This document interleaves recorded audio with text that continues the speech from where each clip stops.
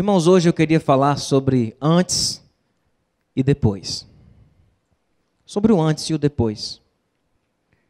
Como é que funciona o antes e o depois na tua história, na tua vida? Você tem um antes e um depois?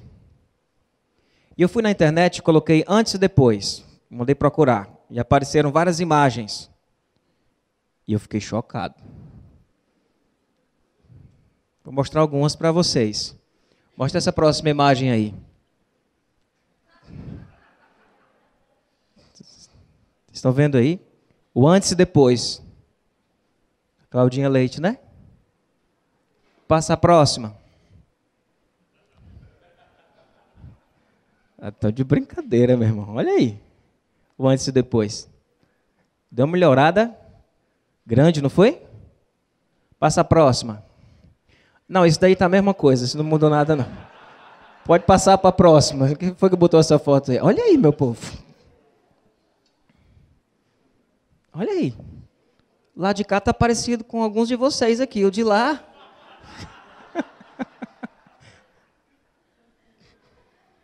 Esse cara é bonito, né? Eu acho. Passa o próximo aí.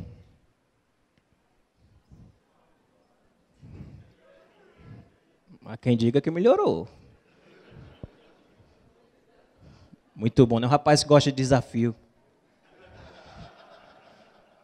Se ele gostasse de desafio mesmo, ele ia aceitar jogar lá no Remo. A piada dessa semana foi que ele ia aceitar jogar no Fortaleza, mas eu não vou fazer essa piada. Porque eu sou tricolor. Sabe o que eu percebi olhando essas fotos, meus irmãos? Que ninguém coloca quando piorou. Quando colocam quando piorou, é os outros colocando. Ninguém coloca quando piorou. Visível assim, sabe? Coloquei no Google, coloquei antes e depois e coloquei imagens. Ninguém coloca quando piorou. E outra coisa que eu percebi é que as pessoas, quando vão colocar, elas escolhem a pior foto que elas tinham para deixar claro que melhorou, para fazer o contraste. E aí parece testemunho de igreja, que às vezes o cara fala bem muito da desgraceira da vida dele, para quando ele falar das coisas que Jesus fez, o pessoal perceber que houve de fato uma transformação, né? Então é impressionante como o pessoal escolhe a pior foto. Essa foto da Claudinha não está legal, não foi uma foto. Todo mundo tem uma foto que, se tirar na mesma época, dá para fazer um antes e depois. E o povo vai acreditar que é um antes e depois, depende do ângulo. O pessoal escolheu a pior foto. E outra coisa que eu percebi é que todos os antes e depois que eu achei, eles eram emagrecimento, corpo, academia, maquiagem, dieta. Tinham a ver com imagem. Até porque eu procurei imagem, né?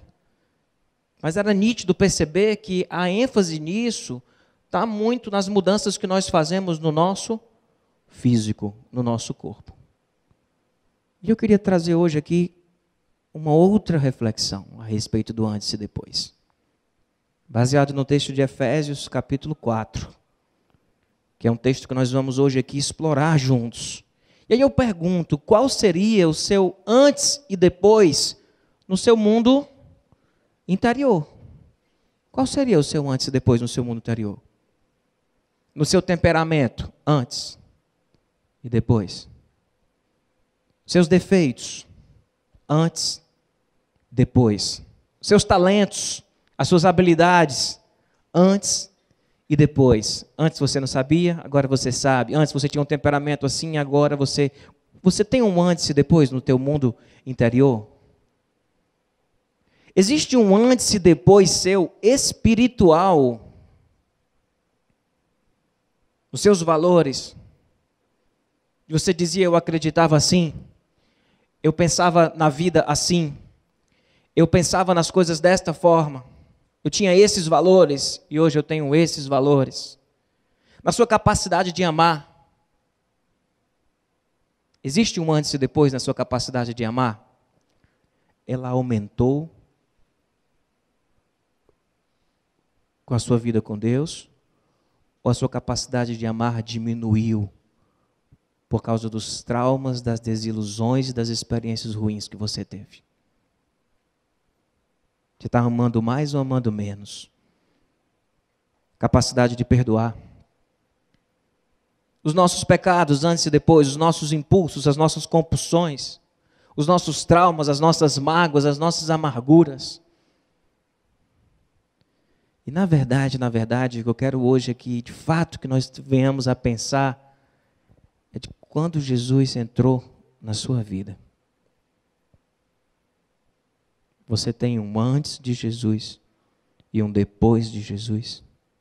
Essa imagem que vai ser colocada agora, essa figurinha, ela fala de um homem que vem carregando um peso nas costas e depois parece que ele não consegue mais nem carregar esse peso nas costas e ele joga no chão, ele vai rolando esse peso, ele vai rolando esses pecados, essas mágoas, esses ressentimentos, essa incapacidade de amar, ele vai rolando esses valores deturpados que só destroem a sua vida. E depois que ele passa da cruz, ele consegue se levantar, se erguer. Ele consegue andar de forma livre, plena. Ele consegue ter uma vida de verdade. Um antes e um depois da cruz. Nesse próximo slide nós temos uma cruz e tem um antes de Jesus e um depois de Jesus. Na tua vida. Porque existe o antes de Cristo e o depois de Cristo no calendário de uma parte do mundo. Mas não é disso que eu estou falando. Não é o antes de Jesus vir aqui a esta terra, mas o antes de Jesus na tua vida. O que você colocaria no antes de Jesus aqui na tua vida? E no depois de Jesus na tua vida, o que você colocaria aqui, que foram coisas que Jesus fez na tua história, fez na tua vida? Eu consigo identificar, mesmo tendo nascido dentro de uma igreja evangélica praticamente, nasci no Hospital Batista, estudei no Colégio Batista, participava da primeira igreja batista de Fortaleza desde pequenininho, mas eu consigo identificar claramente coisas que Jesus fez na minha vida, que mudou a minha vida, que mudou o meu comportamento, que mudou o meu caráter, que mudou a minha história. Mesmo não tendo sido uma pessoa que estava lá tentando comer a comida dos porcos, e não tinha ninguém para me dar, mesmo eu não sendo esse cara que me desviei a viver uma vida totalmente desregrada, quebrada, mas é muito nítido para mim o que Jesus fez na minha vida. Vocês terem uma ideia, na 8ª série, quando eu estudava no Batista, o pessoal tinha um negócio de fazer uma lista com as características de todas as pessoas da sala. Eu já contei isso uma vez. E eles faziam, o menino mais bonito da sala. Não fui eu. Aí disseram, a menina mais fofoqueira. Aí, pessoal, o menino mais fofoqueiro. Aí eles faziam dos meninos e das meninas. Faziam a lista, era brincadeira, né? Naquela época não tinha bullying, geração metiolate, né? Não se dói com nada. E aí o pessoal brincava disso daí de boa, assim. Era um negócio assim, de boa. E aí eu fui lá querer ver o que era a minha característica, né? O que a minha turma, a minha sala ia dizer que eu era. E eles colocaram que eu era o menino mais ignorante da sala. Porque eu não tinha paciência com ninguém. De responder na lata para derrubar a pessoa de cara. E, meus irmãos, Jesus transformou minha vida. Jesus instalou um filtro na minha cabeça que vocês não têm noção. E hoje eu não faço força para isso, não. E quem convive comigo sabe que vai talvez mencionar de que uma das características é a minha paciência com as pessoas. Mas eu na 8ª série era a pessoa mais impaciente da turma, ao ponto de dizerem o mais ignorante da sala era este que vos fala. Acho que eu até desaprendi a ser. Invocado isso, né? Jesus faz obra na vida da gente. E aí quando eu vou para Efésios 4, e você vai ler esse capítulo depois todo em casa, na semana, em Efésios 4, no versículo 20, Paulo diz uma frase que ele diz, todavia, não foi assim que vocês aprenderam de Cristo. O que Paulo está falando nesse versículo? Você lê os anteriores, Paulo está falando daquelas pessoas que estavam em Cristo, mas que continuavam vivendo sua vida do mesmo jeito. Que estavam em Cristo, que estavam vivendo em Jesus, mas a sua vida não mudou, não mudava nada. Ele continuava se comportando, tendo atitudes, tendo comportamentos fora de casa, dentro de casa, como pessoas que nem reconhecem Deus como Deus. E aí Paulo vai dizer, todavia não foi assim que vocês aprenderam em Cristo. O que Paulo vai defender na sua teologia? Que ele está em Cristo? Nova criatura?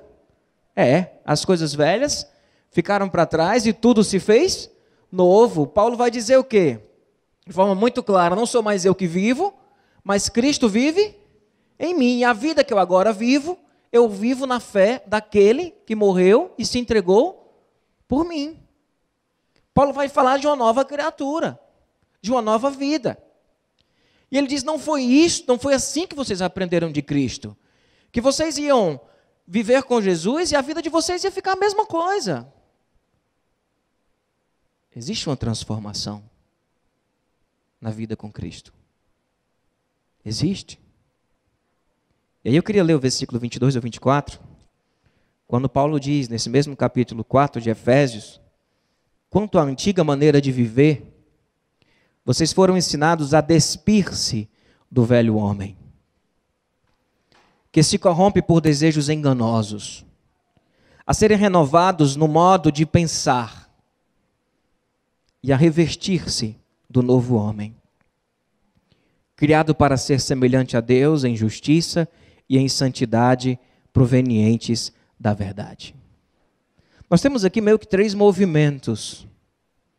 O movimento de despir-se do velho homem. Nós temos o movimento de ter a mente renovada, no versículo 23. E temos o movimento de vestir-se de um novo homem.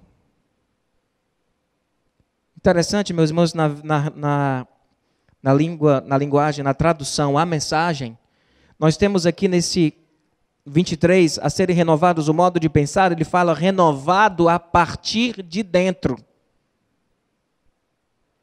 Porque não adianta nós querermos tirar os velhos hábitos e sem uma mudança verdadeira, queremos vestir a roupa de uma pessoa transformada. Esse vestir-se do novo homem, ele é algo que vem de dentro para fora. É por isso que aqui na igreja a gente não fica dando em cima de quem está fazendo o quê, para saber se faz, se não faz, se está fazendo isso, se está fazendo aquilo, ou de apontar o dedo para um, para outro. Se eu sair apontando o dedo para você, se eu sair ligando para quem está fazendo coisa errada, primeiro que eu não faço mais nada na vida. E segundo, se eu sair ligando para saber quem está fazendo, chamando o pessoal para dar regulagem no gabinete do pastor, o que as pessoas vão fazer é, sem terem passado por uma transformação da sua mente, elas vão vestir a roupa de um velho homem que não é dela, para que fique tudo bem. Ou vão se afastar.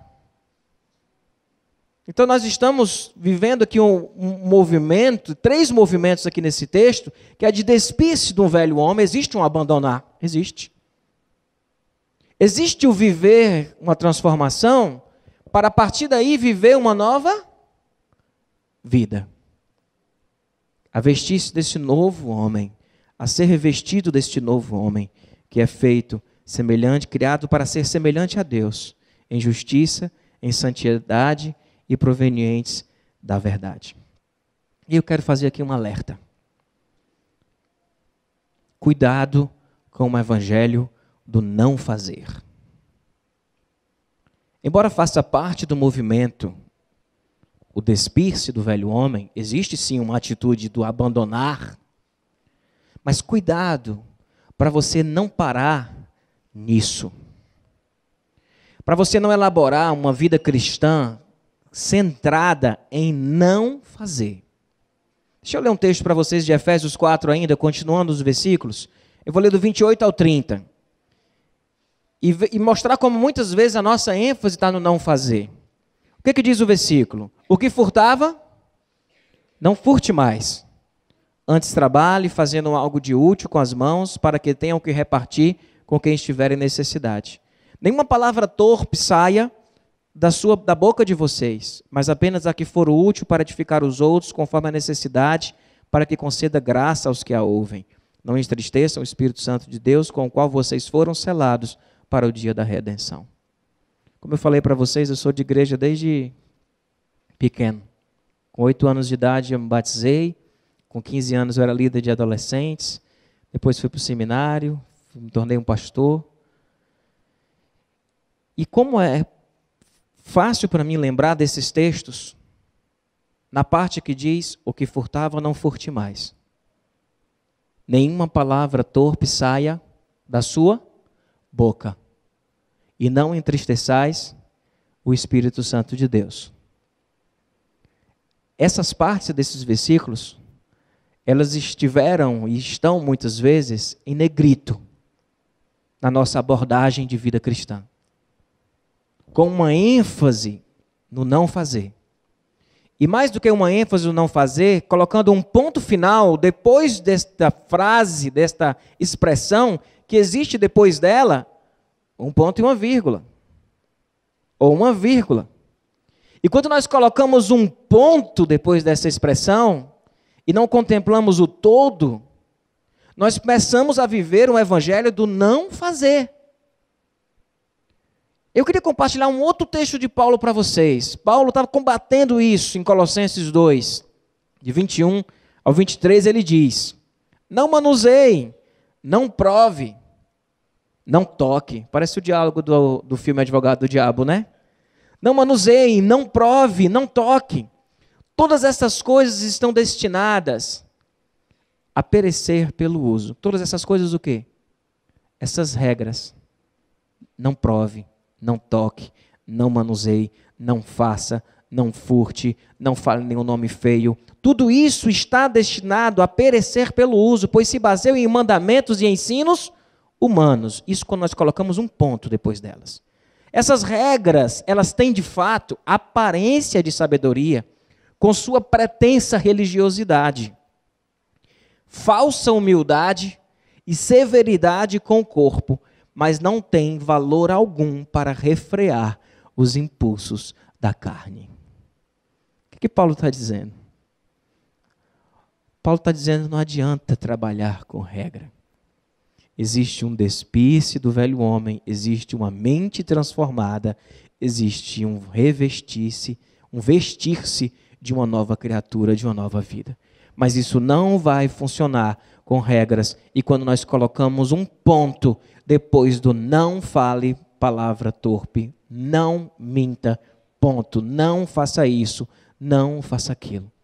Porque o evangelho de Jesus, ele não é um não. O evangelho de Jesus é uma proposta de vida, de reino. O evangelho de Jesus é um sim a muita coisa. E quando nós paramos no não, nós adoecemos. E nos tornamos seres cheios de religiosidade, amargos. Amargos. Você fica aquele cristão assim, com raiva do mundo. Querendo que ninguém se dê bem. Pegando qualquer expressão de alegria do irmão e querendo condenar essa expressão de alegria com alguma coisa e com algum versículo. Você se torna aquela pessoa que quer cortar o rabo de todos os cachorros para não perceber nenhuma expressão de alegria ao redor da sua vida. Você fica amargo, você fica legalista. E aí eu vi uma foto nesse antes e depois que me chocou. Olha essa foto, eu custei a entender essa foto. Antes com Jesus, depois sem Jesus. Eu choquei. Mas quando eu olho para essa cara aqui, toda raivosa, machucada, eu vejo que o evangelho do não fazer, ele cria esse ser aqui. Ele cria esse ser legalista, ele cria esse ser ranzinza, ele cria esse ser maldoso até. Porque ele parte daquele sentimento que eu não posso, ninguém pode. Se eu não faço, o irmão da igreja também não vai fazer. E ele assume um papel de polícia dentro do reino e vive uma infelicidade que quando ele às vezes sai da igreja, os amigos olham para ele e dizem: tu está tão mais leve, o que aconteceu contigo? Tu está tão melhor. Foi o que houve contigo? Então nós não podemos elaborar um evangelho do não fazer, porque o evangelho do não fazer, ele produz pessoas assim com Jesus. Só que não é Jesus. É pessoas abraçadas a uma religiosidade, a simplesmente não fazer um bocado de coisa, quando muitas vezes, meus irmãos, evangélico e crente foi conhecido por aquilo que ele não faz. Nós somos conhecidos por aquilo que não fazemos, não foi isso que Jesus disse. Jesus não disse que quando as pessoas perceberem que vocês não fazem isso, não fazem aquilo, e não fazem aquilo, vocês serão reconhecidos como meus discípulos. Foi isso que Jesus disse? Jesus disse o quê? Que nós seríamos reconhecidos pelo amor. Que quando perceberem o amor em vocês, reconhecerão. Os meus discípulos serão reconhecidos pelo amor. Percebe? E aí, vamos para frente. A vida nova em Jesus é mais que abandonar o errado. É mais que isso. É mais que ter uma nova atitude. Existe uma diferença, não existe? De abandonar o errado. Eu simplesmente parei de fazer o errado. Você não pode ficar aí numa postura de neutralidade. Não, mas ele está falando de ter uma nova atitude. Mas é mais que isso. É mais que ter uma nova atitude. O Evangelho de Jesus é ter um novo coração. É ter um novo coração. E aí eu queria ler de novo os textos, dois versículos que eu li para vocês aqui, sem colocar um ponto na nossa leitura. Porque mesmo que eu tenha lido todo, a gente destaca, está em negrito na nossa cultura religiosa, o não fale palavra torpe, o não furte mais. Coloca essa tabela aí, Léo. 28 e 29. Abandonar o velho, uma nova atitude e um novo coração. Esses dois versículos servem o mesmo padrão. Vocês percebem? Estão percebendo aí? Versículo 28. Abandonar o velho, o que furtava não furte mais. É ponto e vírgula. Aí dá uma respirada. E depois da respirada ele diz o que? Uma nova atitude. Antes trabalhe fazendo algo de útil com as mãos. Vírgula. É mais do que uma nova atitude. É um novo coração. Para que tenha o que repartir com quem estiver em... Vê como o Evangelho vai além? O Evangelho não é um não, ele é um sim ao amor. Não é você simplesmente parar de roubar. O irmão roubava, agora não rouba mais. É mais do que isso. Antes trabalha, agora fazendo aquilo que for útil com as mãos. É mais do que isso. Para que você possa repartir com aquelas pessoas que têm. Você vê como vai além? Olha o outro versículo. Nenhuma palavra torpe saia da boca de vocês. Nem aquelas disfarçadas de abençoado. Uma nova atitude, mas apenas o que for útil. Mas é mais do que isso. Para edificar os outros conforme a necessidade, para que conceda graça aos que a ouvem. É mais do que não falar nome feio, é me preocupar que minha palavra seja uma palavra útil, e mais do que isso, que ela seja graça a quem escuta. Que ela faça diferença na vida das pessoas. Nós não estamos falando de um evangelho do não fazer. Mas a gente insiste em colocar ponto depois das observâncias, dizendo não faça isso, não faça aquilo. É mais do que você deixar de ser grosso ou grossa com aqueles que vivem na sua casa com você. É mais do que isso. É deixar de ser grosso, deixar de ser grossa. É olhar para a pessoa do teu lado e tratar ela com respeito, com carinho. Para que o amor seja comunicado e o coração endurecido do outro lado seja transformado. Vai muito além disso. Vai muito além. Não é eu deixar de parar na vaga do idoso, porque eu sou crente. É eu não parar mais na vaga do idoso, e do deficiente, porque eu respeito de fato essas pessoas e me preocupo com elas.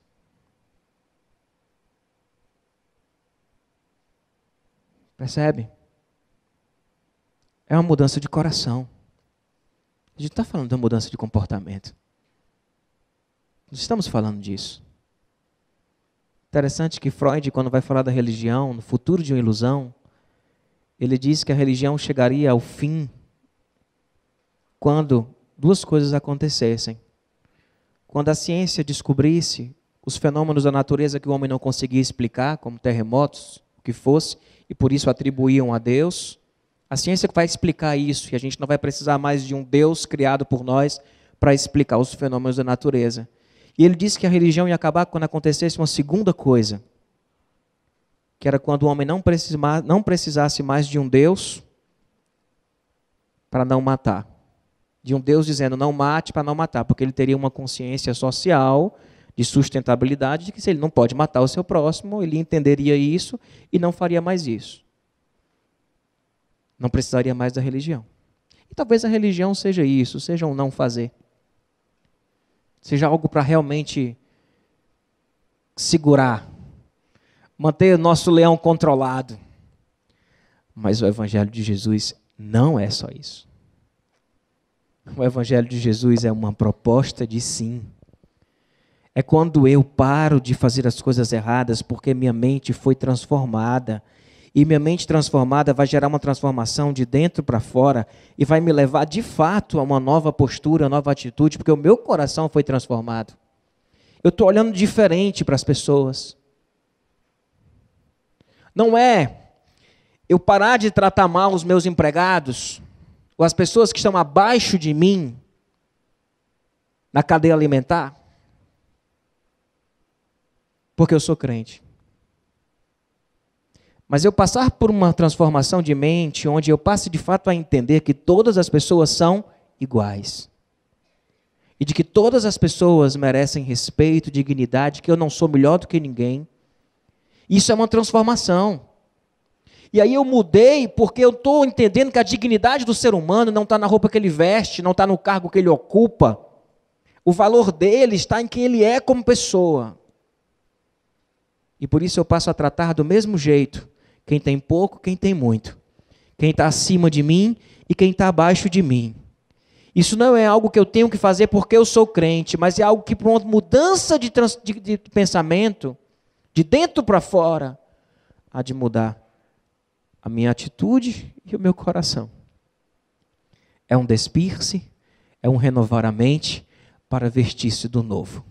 Quando simplesmente despimos e ficamos querendo vestir a roupa do transformado, sem passar por este momento de transformação, nos tornamos hipócritas, religiosos e às vezes ficamos ali vestindo uma roupa que não é nossa, e a primeira oportunidade que tivermos de sair pela tangente, a gente sai pela tangente se perceber que não tem ninguém olhando. Percebe, irmãos? Olha esses dois versículos de Efésios 4 ainda, 31 e 32.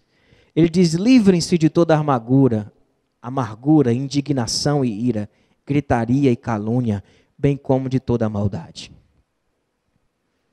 Mas é mais do que isso. Ele diz, sejam bondosos e compassivos uns para com os outros, perdoando-se mutuamente, assim como Deus perdoou vocês em Cristo. É uma proposta de uma nova vida, um novo caminhar, uma nova história. E aí você pode perguntar, pastor, eu entendi. Mas e essa transformação da mente? Como é que a gente faz isso? Irmãos, isso é obra do Espírito Santo de Deus na vida da gente. Isso tem a ver conosco na medida em que nós permitimos com que Deus passe a agir na vida da gente, quando nós tiramos os cadeados para que Deus trabalhe na vida da gente. Isso tem a ver com a convivência no próprio corpo de Cristo. Esse próprio capítulo 4, ele vai falar de forma muito clara que ele escolheu um para os apóstolos, outros para doutores, outros para mestres e outros para pastores, para que todos pudessem ser aperfeiçoados e se tornarem segundo a estatura da plenitude de Cristo. Ele vai falando de que o corpo todo ajustado, ele vai cumprindo seu papel na vida do outro. Então, como é que nós nos transformamos? É através do Espírito que habita em nós, é através da convivência com os nossos irmãos, é através do estudo da palavra, da leitura da Bíblia, é através da participação na vida do outro, deixando o outro participar na tua vida e cumprir o papel que ele tem na tua vida. Como eu preguei há 4 domingos atrás, antes de sair de férias, o corpo de Cristo, ele transforma a vida da gente. E na hora que a gente se abre para caminhar com pessoas que creem, pessoas que estão vivendo a mesma caminhada, nossa vida começa a ser transformada. E Deus usa até as pessoas difíceis dentro do corpo dele para trabalhar a vida da gente. E como Deus usa pessoas difíceis para trabalhar nosso caráter, para trabalhar a nossa vida. E talvez o que você precise dizer seja: Deus, transforma a minha vida. Talvez seja você parar de tentar vestir na marra uma roupa que não é sua e se render diante do Pai e dizer: transforma a minha vida. Me conecta com pessoas abençoadas que venham me ajudar. Me conecta com pessoas abençoadas que venham me atrapalhar. O abençoado agora no outro sentido, entendeu? Me conecta com pessoas difíceis para trabalhar meu caráter. Porque muitas vezes nós somos transformados diante de uma situação difícil. E é naquela hora que você vai perceber se há um novo homem ali. É se você chuta o seu próximo porque ele merece um chute, ou se você vive de uma outra forma porque você aprendeu o Evangelho e Jesus está transformando a tua vida e você vai conseguir dar outra face, caminhar mais uma milha, oferecer mais uma capa. É na hora da crise de relacionamento que nós somos muitas vezes tratados, irmãos. Eu digo para vocês que o que eu sou hoje dependeu de muita gente difícil que Deus colocou na minha vida. E essas pessoas trabalharam o meu caráter. Deus usou. Eu chego a dizer que elas foram mais importantes do que as pessoas boas e tranquilas que Deus colocou ao meu lado. Deus usa isso. Então se conecte com pessoas, caminhe com pessoas. Se abra para o que Deus tem a fazer na sua vida. Não aceite um evangelho do não fazer. Entenda que o que Jesus tem para você é algo que está para muito além do parar de fazer alguma coisa. Ele tem uma proposta de vida para você, positiva do seu reino. Aquele que furtava, não furte mais. Antes trabalhe com as mãos para fazer o seu próprio sustento, para que possa ajudar aqueles que passam por necessidade. É mais do que abandonar as coisas erradas, é mais do que ter uma nova atitude, é ter um novo coração. Um coração transformado. E esse Jesus, ele é um Jesus que muda a vida da gente. Quem não quiser mudar a sua vida, se afaste de Jesus. Porque se você caminhar com Jesus, ele vai mudar a tua vida. E Jesus é o Espírito que habita em nós, Jesus é esse corpo de Cristo que pessoas, ele vai mudar a tua vida. Abaixa a tua cabeça, eu queria já chamar o Emmett aqui.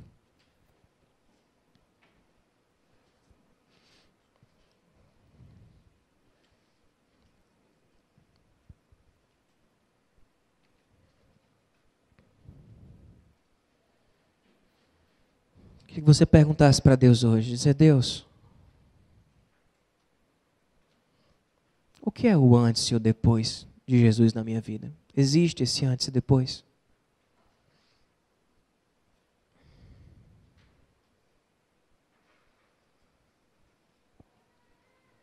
Existe, Deus?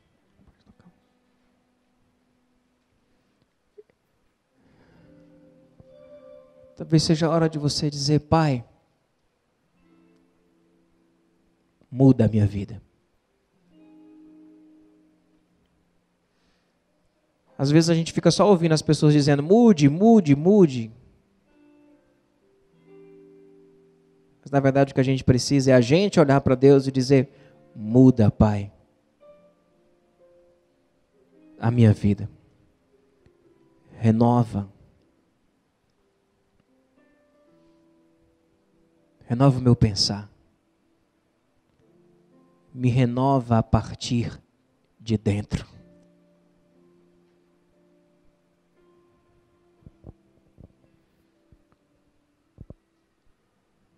Senhor, transforma a nossa vida. Faz uma obra na nossa vida que só o Senhor pode fazer. Nós não queremos, Pai, viver abraçados com o evangelho do não fazer.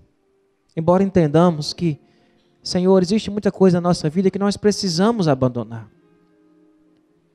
Mas, Pai, nos dá uma nova atitude, nos dá uma nova mentalidade.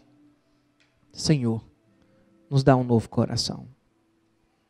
E que nós possamos cantar de forma muito convicta de que Jesus Cristo mudou o nosso viver. E, Pai, aquilo que ainda não foi mudado, muda, Senhor. Muda para a honra e glória do Teu santo nome. É a oração que fazemos agradecidos. Em nome de Jesus. Amém, Senhor. Vamos cantar? Sentado mesmo como você está. Que você faça dessa música a sua oração, a sua celebração.